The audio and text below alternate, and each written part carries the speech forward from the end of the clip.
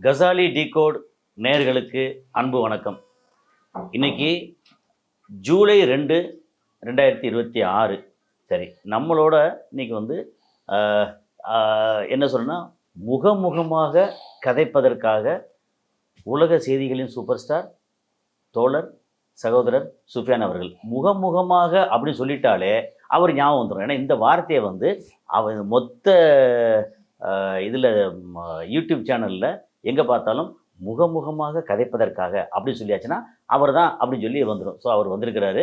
நம்ம வழக்கம் போல் இங்கே 2 விஷயத்தை பேச போகிறோம். ஒன்று, இன்னைக்கு கரண்ட்டில் இப்போ அங்கே வளைகுடா நாடுகளில் என்ன நடந்துக்கிட்டு இருக்கு அப்படிங்கிறதும், அப்புறம் நேற்று நான் துபாயில் வெளிநாட்டுக்காரங்களுக்கு இந்த மாதிரி மெடிக்கல் ஃபெசிலிட்டி என்ன மாதிரிலாம் இருக்குது, அந்த நாடு துபாய் எப்படியெல்லாம் இந்தியர்களை சீட் பண்ணுது அப்படின்றது போட்டிருந்தோம். அப்போ இதுக்கு காரணம் என்ன?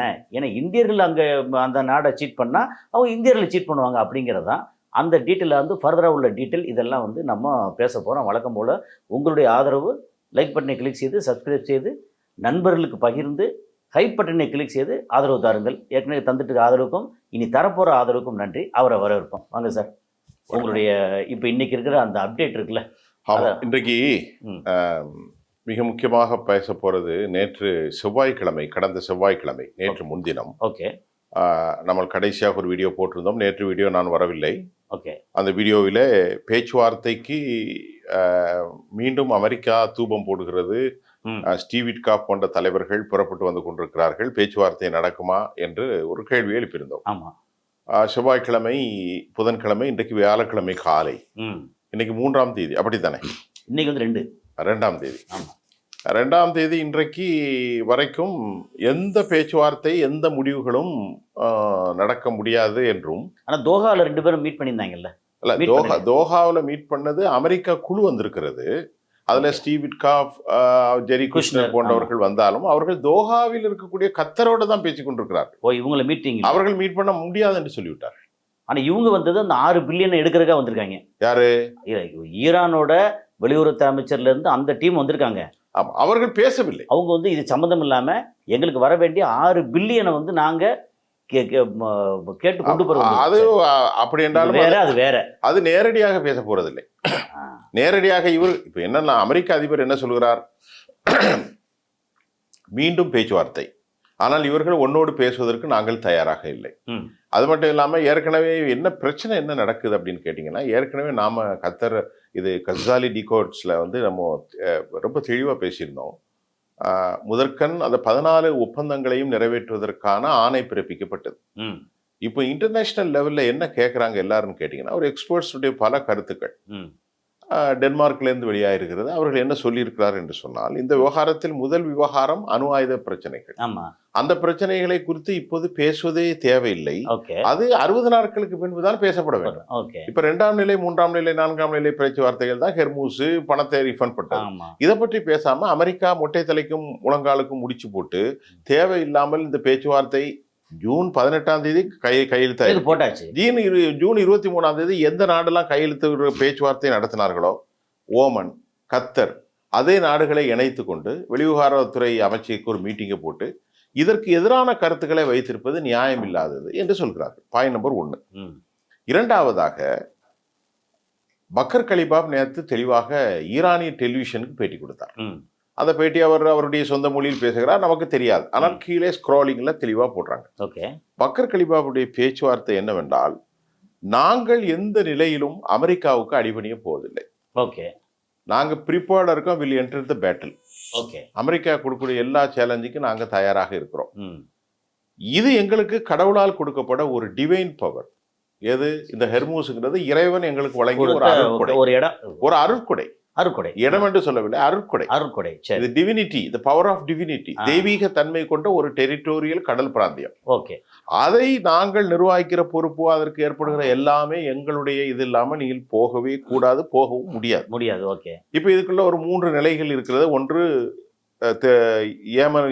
ஓமனை ஒட்டி ஒரு வழி, அந்த 8 கிலோமீட்டர் வழிக்குள் ஓமனை ஒட்டி ஒரு பக்கம் இருக்கிறது. ஓமன் கடல் பிராந்தியத்துக்குள் மத்தியில் இருக்கக்கூடியதான் பாரம்பரியமான வழி. இதுதான் மிகுந்த ஆழமும் பாதுகாப்பான வழி. இன்னொன்னு தெற்கு ஈரானை ஒட்டி இருக்கிறது. அமெரிக்கா என்ன செய்திருக்கிறது, தேவையில்லாமல் ஆழம் பார்த்து இந்த பக்கத்தில் கப்பலை அனுப்பி பிரச்சனையை வேண்டுமென்று கிளப்பி அதில் சிங்கப்பூர் கொடியை கட்டி பிரச்சனையை உருவாக்கி இவர்கள் தாக்குதல் நடத்திவிட்டார்கள். ஆனால் பக்கர் கலிபாப் என்ன சொல்றாரு, ஈரான் IRGC என்ன சொல்லுது, அப்பாஸ் அராகச்சி போன்றவர்கள் இந்த ஒப்பந்தத்தின் ஷரத்து 13-14 தெளிவாக சொல்லிக்கிறது. நம்ம ஏற்கனவே சொல்லியிருக்கோம். இந்த ஷரத்தினுடைய அடிப்படையில் முழுமையாக இந்த டெரிட்டோரியல் கண்ட்ரோல் எங்களுக்கு தான். ஆனால் அமெரிக்கா மற்ற நாடுகள் சொல்லுகிறது, சிலர் சொல்கிறார்கள் 60 நாட்களுக்கு பிறகுதான் பணம் வசூலிக்கப்பட வேண்டும் என்று ஒரு கண்டிஷன் இருப்பதாகவும் சொல்லப்படுகிறது. ஏன்னா அது நான் படிக்கல, நீங்களும் படிக்கல. ஆமா, 60 நாட்களுக்கு பின்பு தான் நான் படிச்சேன். அதெல்லாம் அப்படி இல்ல, அது இல்ல. இப்ப எனக்கு அந்த இது நான் பார்க்கவே இல்லை. அந்த 14 இதையும் சரத்தையும் ஃபுல்லா படிச்சேன். 14 சரத்து தெரியும். ஓகே, இவங்க போட்ட கையெழுத்துல என்ன போட்டிருக்காங்க, கையெழுத்தான் போட்டிருப்பாங்க. 14 சரத்து ஈரான் சார்பா கிவிட். ஆனால் 14 சரத்து குறித்து ஜெனீவாவில் ஒப்பந்தம் என்னென்ன எடுக்கப்பட்டது. ஜெனீவாவில் ஒப்பந்தம் ஒன்றும் பெருசா ஒன்றும் பண்ணல. அப்ப இந்த MOU தோல்வி. அதாவது இவங்க கையெழுத்து வந்து நான் இது சொல்லிடுறேன், MOUக்கு வந்து அந்த வெப்சைட்ஸ்ல வச்சு கையெழுத்து போட்டாங்கல்ல ஆன்லைன்ல, அந்த கையெழுத்து. அதுக்கப்புறம் ஜெனீவாவில் வந்து அதுக்கப்புறம் ஃபர்தரா 19-20 தேதி அங்க பேசினாங்கல்ல. முதல்ல வந்து ராணுவ இது அரசியல் ரீதியான பேச்சுவார்த்தை தோல்வி, டெக்னிக்கல் ராணுவ ரீதியான பேச்சுவார்த்தை இருக்குல்ல, அதுவும் முடியல. அதனால இதுல வந்து எதுவுமே இல்லைங்க. சரி, இப்ப இது ஒரு குழப்பம். அமெரிக்கா தரப்பில் சொல்லப்படுகிறது 60 நாட்களுக்கு பின்புதான் ஏதாவது பணம் கொடுக்கணும். ஆனா இப்ப என்ன பிரச்சனை, அப்படி இருந்தாலும் அமெரிக்கா ஏன் போர் செய்தது? ஏன் வந்து அடிச்சேன் 11 அவன் அடிச்சிட்டான். இல்ல, அவன் கப்பல் அடிச்சான்னா இந்த இடத்துல வந்து என்னை மீறி நீ வர்ற, என் இடத்துக்குள்ள என்னை மீறி வர்ற, ஒப்பந்தம் இருக்கு, நீ வர்ற, நீ எதுக்கு வந்து என்ன அடிக்கிறான்? ஆனால் அமெரிக்கா போரை ஆரம்பித்து விட்டார்கள். ஆமா, அமெரிக்கா போரை எடுத்து உள்ளே குண்டை போட்டதில் உடனே அவர்கள் என்ன பண்ணி விட்டார்கள், திருப்பி அடித்ததன் விளைவு கிட்டத்தட்ட 400 மில்லியன் காலி. எங்க பஹ்ரைன்ல. ஆமா, 400 மில்லியன் இல்ல, அப்புறமா 40 பில்லியன் பொறுமானம் உள்ள 400 பில்லியன் கட்டடங்களும் காலி, 40 பில்லியன் பொறுமானம் உள்ள 40 பில்லியன் என்றால் ஒரு 4 லட்சம் கோடி. பல வருஷத்துக்குள்ளாக டெலிகாம் சென்டர், சேட்டலைட் சென்டர் எல்லாத்தையும் காலி செய்தாங்க. அமெரிக்கா இதை மறுக்கிறது. இப்ப அது மட்டும் இல்லாம தெற்கு ஈரானில் இருக்கக்கூடிய வராக் பாரம்பரிய ஒரு வழியாகத்தான் செல்ல வேண்டும் என்று இவர்கள் சொல்கிறார்கள். அவர்கள் மீறுகிறார்கள். இப்போ இவர் என்ன சொல்றாங்க, ஒரு அறிக்கை விட்டுருக்காரு. யாரு, நம்ம நேத்து கலிபா பேசுறாரு. எங்களுக்கு எல்லாமே தெரியும், நேட்டோ நாடுகளோ பிரான்ஸோ வந்து கண்ணி வெடி அகற்ற அளவுக்கு எனக்கு அறிவு இல்லைன்னு நினைக்காத. நாங்க எல்லாத்தையும் விளக்குவோம், நாங்க எல்லாத்தையும் நீக்குவோம், நீ எங்களுக்கு வந்து டெக்னிக்கலான ஒன்று சொல்லி கொடுக்கணும். மேக்ரோன் வந்து சொன்னதுக்கு நாங்க வந்து எங்களை ஒரு 10 நாடுகள் சேர்ந்து கண்ணி வெடி அகற்ற வரணும் அப்படின்னா நீ உன் வேலையை பாரு, என் நாட்டுக்குள்ள இந்த இடத்துல என்னோட இடத்துல எனக்கு தெரியும், நீ வந்து அடுத்த நாடுகளுக்கு இங்க அலோடு இல்ல. யார் சொல்றா? அது கலிபாப் சொன்னது. கலிபாப் யார சொல்றாரு? நேட்டோ, பிரான்ஸ், நேட்டோ நாடுகள்னா பிரான்ஸ். அது நேட்டோ நாடுகள்னா பிரான்ஸ் வந்து ஹெட் பண்ணு, தலைமை பண்ணுது. அது முடியாதுல. நீ மேக்ரோன் வந்து உன் வேலையை பார்த்துட்டு போ. அது ஒரு கிராக் கொஞ்சம். இப்ப அவர்கள் கொஞ்சம் நேரடியாக மோதவில்லை ஈரானோடு. இப்ப இவங்க என்ன வச்சிருக்கலாம், வின் இன்டர்நேஷனல் அப்படிங்கிற ஒரு ஆர்கனைசேஷன் வச்சிருக்காங்க. ஓகே, யாரு? இஸ்ரேல். இது நம்ம ஈரான். அந்த win international to take for all the categories work, இந்த எல்லாமே நாங்க தான் பண்ணிக்குவோம். மேனேஜ் பண்றது, கடலை கிளீன் பண்றது, பெர்மிஷனோட கமிஷன் பண்றது, கன்னிவெடிகளை நீக்கிறது எல்லாம் நாங்க பாத்துக்கிடுவோம். இங்க மத்தவனுக்கு வேலை இல்லை அப்படிங்கறத ரொம்ப தெளிவான விஷயங்களை அவங்க சொல்லிட்டாங்க. இப்ப இந்த நேரத்துல அமெரிக்காவோடு பேசுவதற்கு நாங்கள் தயாராக இல்லை, பேசினால் போய் பேசுவார்கள், நம்பகத்தன்மை இல்லாமல் இருப்பார்கள் என்று பக்கர் கலிபாபு சொல்லிட்டாங்க, எல்லாரும் சொல்லிட்டாங்க. இன்னொரு இது என்னன்னா, அமெரிக்கா என்ன பண்றாங்க, திடீர்னு வந்து சைனா எங்களோட பேச்சுவார்த்தைக்கு வந்து கெஞ்சினாங்க, நாங்க வந்து இது தைவான் சம்பந்தப்பட்டு, அதனால நாங்க வந்து தைவானுக்கு வந்து உதவி பண்ண இதுக்காக பேசணும் அப்படின்னா, சைனா வெளியுறவுத்துறை அமைச்சர் சொல்லிட்டாரு, சும்மா பொய் பேசாத, இனிமே எங்களை பத்தி நீ எது பேசுறதா இருந்தாலும் பார்த்து பேசு அப்படின்னு போன வாரம் வாங்கி கொடுத்தாங்க. சொல்லிட்டாங்க. அதுக்கப்புறம் தோஹால வந்து எங்களுக்கு இந்த மாதிரி கெஞ்சினாங்க, ஈரான் வந்து பேச்சுவார்த்தைக்கு வாங்கன்னு கெஞ்சினாங்க. பொய். இன்னொன்று, இதுக்கு இந்த பொய்க்கெல்லாம் காரணம் என்ன ஒருத்தர் எழுதியிருக்கிறார் அமெரிக்கால இருந்து ஒருத்தர். என்ன தெரியுமில்ல, நவம்பர்ல வந்து இடைக்கால தேர்தல் நடக்குது. அந்த தேர்தல் வரைக்கும் என்னத்தையாவது ஜிகனா வேலை காமிச்சு அதை கடந்துட்டோம் அப்படின்னா அதுக்கப்புறம் வந்து போட்டு தாக்குறது அப்படின்னு முடிவுல. அதுக்குதான் ஓகே, இதை இவங்க புரிஞ்சுக்கிட்டாங்க. இப்போ அந்த நவம்பர் வரைக்கும் போயிட்டு அப்புறம் அதாவது இவங்க ஒரு நீண்ட கால போருக்கு திட்டமிட்டுறாங்க. ஆமா, அமெரிக்கா. ஏன்னா இவர்களை வளர்த்து விட மாட்டாங்க. இப்ப என்ன பிரச்சனை அப்படின்னு பார்த்தா, மத்திய கிழக்கு நாடுகள்ல 2 தலைவர்களும் போய் லாபி பண்றாங்க. ஒருவன் வந்து மார்க்கோ ரூபியோ, ஆமா. மற்றவன் வந்து அப்பாஸ் அராக்சி. ஆ. இப்ப மார்க்கோ ரூபியோ போய் அணிகளை சேர்த்து தான் ஈரானுக்கு எதிராக விஷமத்தை கக்கினார். ஆமா. அதுல நீங்க ஜிசி கண்ட்ரி பத்தி முந்தானத்து நம்ம தான் பேசணும். ஆமா. நீங்க gulf counselling cooperation council GCC, சொன்னீங்க, ஜிசிசிக்கு சொன்னீங்க. அந்த ஜிசிசி கண்ட்ரியினுடைய இதை தூண்டி விடும்போது இவரு சொல்றாரு, அவனும் நமக்கு தேவையில்லைப்பா. யாரு? அமெரிக்கா நமக்கு தேவையில்லை. நாம எல்லாரும் ஒற்றுமையா இருந்தோம். நாமவே ஈரான் நம்மனா நாங்க மட்டும் இல்லை, நானும் இருக்கிறேன், சவுதியும் இருங்கள், எல்லாரும் ஒன்றாச்சு ஒரு ரீஜனல் செக்யூரிட்டி நேசோ மாதிரி ஒண்ணு ஆரம்பிச்சு நாம வளங்களை நம்ம பகிர்ந்து கொண்டு எங்க ஏநாட்டுல இருக்கக்கூடிய ஏன்ட்டையும் பெட்ரோல் இருக்கு, ஓன்டையும் பெட்ரோல் இருக்கு, ஏன்ட்டு இந்த வளங்களுக்கு இந்த நம்ம ஷேர் பண்ணிக்கிறோம். ஆமா. எதுக்கு அடுத்த நாடு? ஆமா, இது வந்து தேவையில்லை வந்து அப்படின்னா அவர் சொல்றதுதான் இப்ப அமெரிக்காவுக்கு சிக்கல். ஆக இவனை விட்டால் இவன் ஒட்டுமொத்தமாக மத்திய கிழக்கை ஆட்கொண்டு விடுவான் என்ற பயத்தை. அப்படித்தான் ஆயிப்போச்சு. அது ஆயிரும் இவன் இல்லாட்டாலும் போனாலும். அதான் இப்ப பக்கர் கலிபாவுடைய ஸ்டேட்மெண்ட்டை பாருங்களேன். நாங்க பக்கர் கலிபா இன்னொரு விஷயம் சொல்றாரு, நாங்க எப்பத்தை விட இந்த முறை 20% அதிகமாக சந்தை விலைக்கு குரூடாயில் விற்கிறோங்கிறது. ஏற்கனவே இருந்த விலையை விட 20% இன்க்ரீஸ். ஆமா. 6000 ரூபான்னு வைங்களேன், 6000க்கு எவ்வளவு? 7200 ரூபா வரும் பேரல். ஒரு பேச்சுக்கு சொல்றேன். அது மட்டும் இல்ல, அமெரிக்கா நிபந்தனைகளை நாங்க அவர் சொன்ன ஸ்டேட்மெண்ட்டை கரெக்டா பாருங்க, ஒண்ணுமே நாங்க ஏற்றுக்கொள்ள முடியாது. அமெரிக்காவுடைய ஏற்றுக்கொள்ளாத இளநிலையில் வலிமையான மீண்டும் ஒரு அட்டாக்கு நாங்க ப்ரிப்பேர்டா இருக்கோம். ஃபுல் பிளிஜர் அட்டாக் பண்ணிடும். மூன்றாவது அவர் சொல்லுகிறாரு, இந்த 60 நாட்கள் 50-60 நாட்களில் அமெரிக்கா எந்த தடை ஏற்படுத்தினாலும் எங்களுடைய ஆயில் விநியோகம் நடக்கவில்லை என்றாலும் நாங்கள் மிகுந்த பெருந்தன்மையோடும் ஒரு டாலரன்ஸோடு நடந்து கொண்டோம். அமெரிக்கா தனது முற்றுகை ஆரம்பத்தில் இருந்து நீக்குவதற்கு எங்களுக்கு எல்லா இதுவும் சொன்னாலும் நாங்க இந்த இடைப்பட்ட காலத்தில் 40 மில்லியன் பேரலை சப்ளை செஞ்சிருக்கிறோம் உலகத்துக்கு. 40 மில்லியன் போது உங்களுக்கு 4 கோடி ஆயிரும். 4 கோடி அளவிற்கு. இப்ப அதை மானிட்டரிங் கமிட்டி ஒண்ணு இருக்கு. அந்த மானிட்டரிங் கமிட்டி பேர் வந்து டேங்கர் மானிட்டர்ஸ் குரூப். சரி. அந்த குரூப் சொல்லுது, இல்ல அவங்க சொன்னதை விட 50 மில்லியன் பேரல் அவங்க 5 கோடி கிட்ட சப்ளை பண்ணிட்டாங்க. 4 கோடி பேர். நான் இவங்க சொன்னதே 4 கோடி இல்ல, அவங்க 5 கோடி சப்ளை பண்ணிருக்காங்க. இதுக்கு இடையில தாய்லாந்து சொல்லுது, எங்கள்கிட்ட 11 கப்பல்ல 10 கப்பல் கொடுக்க வேண்டியதை கொடுத்துட்டு நாங்க சிறப்பா வந்துட்டோம். முடிஞ்சு போச்சு. எல்லாரும் ரெடியா இருக்காங்க. 300 கப்பல்கள் ரெடியா இருக்கு, கைது போட்டுருக்காங்க. நீங்க ஏற்கனவே முன்னாடி சொன்னீங்க. ஆமா, 300 கப்பல்கள் ஆல்ரெடி பெய்டு ஒரு பக்கம், அது ஒரு பக்கம் இல்ல. இன்னொன்னு, அதாவது ஏற்கனவே வந்தது பூரா பெய்டு.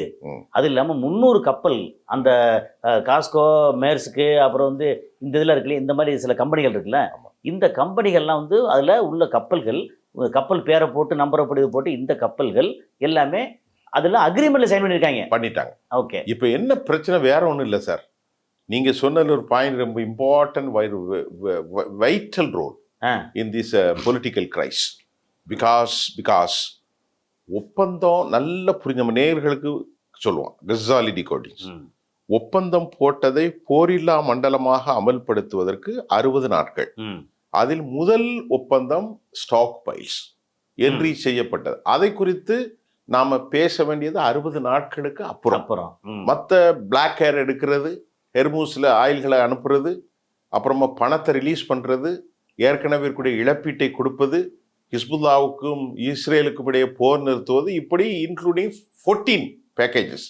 அப்ப அதுதான் செய்யணுமே தவிர மறுபடியும் குழப்பி விடுறாங்களா? வருஷம் பூரா குழப்புறாங்களா? முக்கியமான இது இடையில ஒரு சின்ன செய்தி சொல்லிடுவோம்.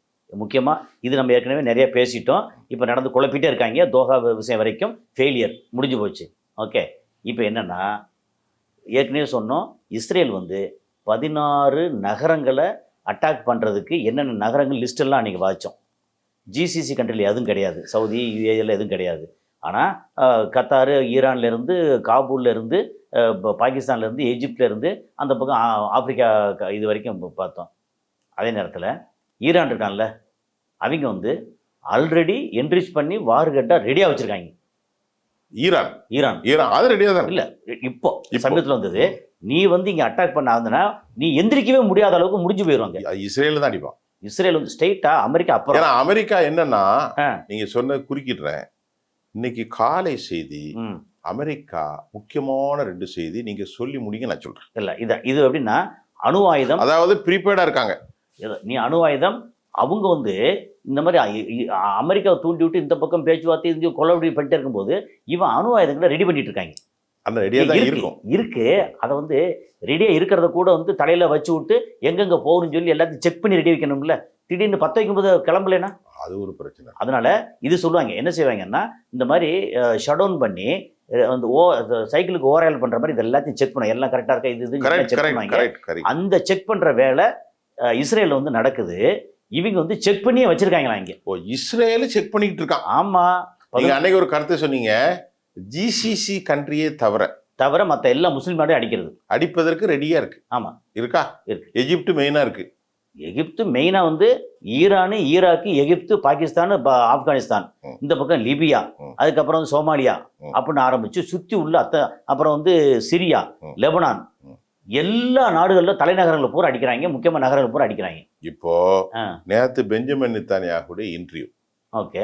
இஸ்ரேல் நீங்க அடிக்கடி கோட் பண்ணக்கூடிய டைம்ஸ் ஆஃப் இஸ்ரேல்ல செய்தி. Okay. Benjamin Netanyahu signals N to US side அமெரிக்காவுடைய மானிய கடன்கள் 3.8 பில்லியன் வருஷத்துக்கு. அதெல்லாம் எங்களுக்கு தேவையில்லை. நாங்க இஸ்ரேல் கேன் ஸ்டாண்ட் எக்கனாமிக்கலி கால் அலோன்ஸ். நாங்க சொந்தமா அலோன். நாங்க வந்து எக்கனாமிக்கலி அலோன். இல்ல என்ன சொல்றாங்க, 38 பில்லியன் இது வரைக்கும் வந்து அங்க கொடுத்தது. அது மொத்தமா வருஷத்துக்கு 3.8 பில்லியன் வந்து சப்சிடி, ஃப்ரீ சப்சிடி. அது அவங்க சொல்லி காமிக்கிறாங்க. இனிமே நாங்க வந்து எங்க சொந்த கால நிக்கிறதுக்கு எனக்கு அமெரிக்காவோட உதவி வேண்டாம்னு நினைக்கிறோம். இல்ல, அது எங்க பாலிசின்னு அறிவிக்கிறார். Israel policy behalf of the representative of whole Israeli territory, he disclosed to the media what he said very clear. நாங்க வந்து ஸ்டாண்ட் அவர் செல்ஃப் லெக்ல நிக்க போறோம். Self reliant. எங்களுக்கு மானிய கடன் மயிர் கடன்லாம் தேவையில்லை. யார் சொல்றா? அவர் சொல்றாரு எங்களுக்கு ஒரு மானியம் தேவையில்லை, ஆயுதங்களும் எங்களுக்கு தேவையில்லை. ஆனா ஆயுதங்கள் தேவையில்லைங்கிற அறிவிக்கல. மானியம் 3.8 பில்லியன். 3.8னா எவ்வளவு? கொஞ்சம் நெஞ்சம் இல்லை, ஒரு 30,000 கோடி மேல. 35,000 கோடி மானியம். இந்த மானியத்தை வேணாண்டு அறிவிக்கிறாரு. அவனும் பிச்சைக்காரனா போயிட்டு இருக்கான் அமெரிக்கா. இல்ல அது மட்டும் இல்ல, இவங்களுக்கு கையில் இருக்கிற 70% ஆயுதங்கள் இருக்குல்ல, அத்தனை அமெரிக்காவோட ஆயுதம். எல்லா ஆயுதங்கள். ஆனால் இவன் என்னதான் அமெரிக்காவுடைய இது வேணாண்டாலும் அமெரிக்காவுடைய தொழில்நுட்பத்துக்கு இவன் வர முடியாது. இவன் சில விஷயத்துல பெகாசிஸ் மாதிரி வச்சிருக்கான், உளவு அமைப்புல இருக்கான். ஆனாலும் அமெரிக்கா ஸ்பெண்ட் பண்றான். அமெரிக்கா எவ்வளவு ஸ்பெண்ட் பண்றான் தெரியுமா? 1 ட்ரில்லியன். 1 ட்ரில்லியன் 100 லட்சம் கோடி. எவ்வளவு பெரிய அமௌண்ட்? 1000 பில்லியன். இப்போ 1.5 பில்லியன். உளவு அமைப்புல ஓகனாங்கல்ல, எல்லாம் முடிஞ்சு இன்னைக்கு பாருங்க, இங்க ஈரான்ல பப்பு வேகலை, இருக்கிற பூரா அடிச்சு முடிச்சிட்டாங்க. நிறைய இடங்கள்ல வந்து மொசாட் அப்படின்னு சொல்லிட்டாலே அடிக்கிறாங்க எங்க வேணாலும். மொசாடெல்லாம் முன்ன மாதிரி இல்லை இப்போ. எல்லாம் அதாவது இந்த டெக்னாலஜி. மொசாடோட பெரிய பலமா என்ன இருந்தது தெரியுமா? நிறைய காசு கொடுப்பாங்க. இப்போ நீங்க வந்து 1 லட்ச ரூபா சம்பளம் வாங்குறீங்களா? அவங்க டைரக்டா வர மாட்டாங்களா? இருக்கிறவனும் பார்த்து சொல்றது. ஆசைவாதத்தை காமிச்சு மொசாத் எங்கேயும் உள்ள போகாது. உங்க உதாரணத்துக்கு உங்க கையில வந்து நீங்க வந்து 1 லட்ச ரூபா சம்பளம் வாங்குறீங்களா? திடீர்னு வந்து மாசம் வந்து 25 லட்ச ரூபா சம்பளம் உங்களுக்கு. இந்த மாதிரி வேலையெல்லாம் பாருங்க. அடுத்து மிக முக்கியமான செய்தி, இஸ்ரேலுக்குள்ள இப்ப ஈரான் அடிச்சான் இல்லையா? அதுல ரிஃபைனரிஸ்ல 60% காலிங்க. ஓ, இப்போ கொஞ்ச நாளைக்கு முன்னாடி ஹைஃபா பக்கத்துல கரெக்ட். ஹைஃபா பக்கத்துல தான் 60% காலியா. அதனுடைய மிஷினரிஸ், ரிஃபைனிங் சென்டர். இது ஏற்கனவே ரொம்ப நாளைக்கு முன்னாடி வந்த பழைய செய்தி. இப்ப நேற்று நள்ளிரவு எனக்கு கிடைச்சது. கிட்டத்தட்ட வந்து இந்த சேதங்கள், இந்த ரிஃபைனரிஸ் வந்து இது வந்து கிட்டத்தட்ட பெரிய சேதாரம். கொஞ்சம் நஞ்சு சேதாரம் இல்ல. 60%. செய்திகள் மறைக்கப்படுதாக சொல்லப்படுது. இல்லை அங்கே அப்படித்தானே, 2000 பேர் செத்தா 20 பேர் செத்தா சொல்லுவாங்க. அப்புறம் பெருசாக கட்டடங்க அடித்து கிடக்கும், அதை வந்து செய்தி வெளியிட மாட்டாங்க. இப்படியே வந்து ஏற்கனவே சொல்லியிருக்கோம், இஸ்ரேலோட அக்டோபர் 7, 2023 இப்போ வரைக்கும், இன்னைக்கு வந்து ஜூலை 2 இது வரைக்கும் உள்ள சேதாரம் வந்து 200 லட்சம் கோடிக்கு மேலே இருக்குமே. ஆனால் கேட்டால் வந்து எங்களுக்கு வந்து 20 லட்சம் கோடி. 20 லட்சம் இல்லை, 2 லட்சம் கோடி அப்படின்னு சொல்லிட்டு இருக்காங்க. இவங்க வந்து இஸ்ரேல் வந்து பயங்கரமான சேதம், எந்திரிச்சு வரவே முடியாது. சரி, இப்போ நம்ம இதெல்லாம் பேசணும். ஆனால் அவன் என்ன சொல்கிறான், எங்களுடைய பொருளாதாரம் மேன்மைப்பட்டிருக்கான். எப்படி மேன்மைப்படும்? இப்போ அப்படித்தான் நமக்கு எப்படி மேன்மைப்படும்? அதுக்கெல்லாம் நீங்க அந்த துபாயை பத்தி ஒரு செய்தி சொல்லணும்னு சொன்னீங்களா? ஆமா. அதுக்கு முந்தி ஒரே ஒரு செய்தி, ஒரு செகண்ட், Okay. ஒரு 10 செகண்ட். சரி. மார்க்கோ ரூபியாக்கும் ஜேடி வான்ஸுக்கும் பிச்சுக்கிட்டு போகுது. பயங்கர பிரச்சனை இருக்கு. போயிட்டு இருக்கு. அது உங்களுக்கு தெரிஞ்ச செய்தி தான். இல்ல தெரிஞ்ச மக்களுக்கு சொல்லிடலாம்ல. மக்களுக்கு சொல்லுங்க. மார்க்கோ ரூபியோ வந்து அமெரிக்காவுடைய வெளிவிவகாரத்துறை அமைச்சர். பக்காவா யூதனுடைய யூதன் தான். யூதன். அதே மாதிரி மைக் பிபி, அதே மாதிரி Pete Hegseth, Witkoff, Jared Kushner எல்லாமே யூதர்கள். ஆனா எல்லாரும் யூதர்கள் தான். இவங்க எல்லாரும் ஒரு மோசமான, ஆனால் இவர் வந்து இந்த பாலிசியை தப்புன்னு சொல்றார். யாரு? ஜேடி வான்ஸ். அவர் வந்து யூதர்களுக்கு எதிராக இருக்கிறார், அமெரிக்காவுடைய பாலிசிக்கு எதிராக இருக்கிறார். அமெரிக்கா நாசமா போய்கிட்டு இருக்கே, இப்படிலாம் போகாதீங்கன்னா சொன்னா அவங்களுக்கு பிடிக்கல. ஏன்னா அவர் அடுத்த பிரசிடென்ட் கேண்டிடேட். ஆமா, பிடிக்கல. அதனால இப்ப அவரு கடுமையான மோதல்களில் இருக்கிறது. அது மட்டும் இல்லாம இன்னொரு முக்கியமான செய்தி வந்தது, 3 நாள் ஆச்சு. அமெரிக்காவுடைய ஜிடிபி எவ்வளவு தெரியுமா? $32 ட்ரில்லியன். GDP 32 trillion. அதாவது ஒட்டுமொத்த இது ப்ரொடக்ஷன். சரி. இப்ப அதுல அதை விட அதிக கடன் இருக்கு. கடன் 37 ட்ரில்லியன். 38 40 போயிட்டு. சரி. அப்ப உள்நாட்டு உற்பத்தியை விட கடன் அதிகமாக இருக்கிறது. சிக்கலா இருக்கு. ஒரு அமெரிக்கா இந்த போர்னால ஒருத்தனுக்கு எவ்வளவு வந்திருக்கு கணக்கு வந்திருக்கு தெரியுமா? ஒவ்வொரு 35 கோடி பேர் இருக்கா, ஒவ்வொருத்தர் தலைக்கும் $1000 கடன் இருக்கு. எப்ப இந்த போர்ல மட்டும் இல்ல, அவ்வளவு இல்ல. இந்த போர்ல வந்து டீல் கொடுத்தாங்க. இல்ல $1000 வந்துட்டு. இல்ல ஒவ்வொருத்தருக்கும் இந்த போர்னால $460 எக்ஸ்ட்ரா. நமக்கு ஒரு கணக்கு 1000 சொல்லிச்சு. அப்புறமா மாசம் $300 அதிகரிக்குதான் செலவு. ஆமா. அதாவது என்னது இது பேர் என்னது, நம்ம விலைவாசி உயர்வு, வேலையின்மை, பசி, பஞ்சம். அப்ப விளங்குமா அமெரிக்கா விளங்குறதுக்கு வாய்ப்பு இல்லை. இப்போ என்ன பண்ணாலும் இப்போ உங்களுடைய இந்த தகவல் இருக்குல்ல, இது வந்து நம்ம ரெகுலரா நம்ம மக்களுக்கு ரெகுலரா பாக்குறவங்களுக்கு ஒரு பழசு மாதிரி இருந்தாலும் இன்னைக்கு அப்டேட். இது இன்னைக்கு அப்டேட்ஸ் புதுசு நிறைய சொல்லிடும். ஏன்னா அப்டேட்ஸ்லாம் நம்ம கதை விட முடியாதுல்ல. விடவே இப்போ ஹெர்மூஸ் விஷயத்தை தான் தொடர்ந்து வருது. வந்தாங்க, பேசினாங்க, பேச்சு நடக்கல. சின்ன வயசுல 2 வயசுல அம்மானு கூப்பிடுற அம்மாவை நம்ம வந்து 60 வயசுல அம்மா தான் கூப்பிட முடியும். கூப்பிட்டோம். அதனால என்ன அப்டேட்ஸ்னா இன்னைக்கு வரையும் சொல்லிட்டேன். என்ன அப்புறம் இன்னொரு மிக முக்கியமான விஷயம் சொல்லிட்டேன். ஒரு சாப்பரை அடிச்சு தள்ளிட்டாங்க. சி ஹவ் அப்படிங்கிறது. புதுசா இப்போ ரொம்ப முக்கியமா அதுல ஒரு 3 பேர்ல 2 பேரை காணோம். அமெரிக்காவுடைய விலை உயர்ந்த சாப்பரு. இதோடைய விலை எவ்வளவு தெரியுமா? 320 மில்லியன். 320 மில்லியன். எல்லாத்தையும் அடிச்சிடறான் ஈரான். அப்போ வந்து கிட்டத்தட்ட 3000 கோடி சாப்பர் வந்து அடிச்சிட்டாங்க. அவுட். அதனால இப்போ ஈரான் வந்து அமைதியாக இருக்கான். நீங்கள் சொன்ன தகவலில் நிறைய இப்படி ஹர்மோஸ்லேருந்து இதுலேருந்து நான் சொன்ன தகவலில் இஸ்ரேலுக்கு எதிராக வந்து நீ வந்து அணு ஆயுதத்தை ரெடி பண்ணிகிட்டு இருக்க, அதாவது இருக்கிறத வந்து தொடர்ச்சி வந்து அட்டாக் ரெடி பண்ணிகிட்டு இருக்க, நாங்கள் ஏற்கனவே அட்டாக் ரெடி பண்ணி வச்சிட்டோம் அப்படிங்கிற தகவலோட இன்னைக்கு வந்து கசாலி டிகோட் இதில் வந்து சிறப்பான தகவலுக்கு நம்ம வந்து உங்களுக்கு வந்து நம்ம நேர்கள் சார்பாக உங்களுக்கு வந்து நன்றி சொல்லிடுறோம். ரொம்ப நன்றி. நம்ம தொடர்ந்து பேச போகிறோம். கண்டிப்பாக.